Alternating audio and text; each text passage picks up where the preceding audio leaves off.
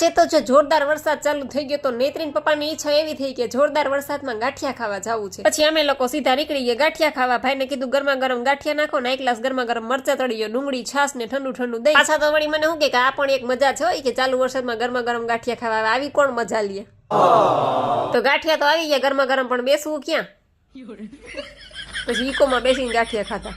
Oh my god. પછી ગરમ ગરમ ગાંઠિયા ખાઈને પાછા ઠંડુ તો થવું પડે। એમાં નૈત્રી બેન તો કે હાલો હવે કેન્ડી ખાવી છે, એટલે કેન્ડી લેવા ગયા। ત્યાંથી વળી નક્કી થયું કે મામાની ઘરે જવું છે, એટલે બધાની કેન્ડી પાર્સલ લીધી। પણ નૈત્રી બેન ને મામાનું ઘર નામ પડે એટલે જીરવાય નહીં, સીધે સીધા પહોંચી ગયા। દાદા તો સુઈ ગયા હતા ખાટલામાં અને બા સુતા સુતા ક્રિકેટ જોતા હતા। અને નૈત્રીના પપ્પાને કંપની મળી જાય, કારણ કે બા દાદા બધા અહીંયા ક્રિકેટ જોતા હોય। પછી બધા ક્રિકેટ જોતા જોતા જો બધાને કેન્ડી દઈ એવી નૈત્રી, દાદા સુતા તો દાદાને ઉઠાડીને કેન્ડી દઈ એવી। પછી એક મને પણ આપી ધરાર, મારે નહોતી ખાવી પણ મને ધરાર આપી। તો મેં કીધું લાવ ને હવે મારી છોકરી એટલા પ્રેમથી ખોડાવે છે, ના ક્યાં પાડવી।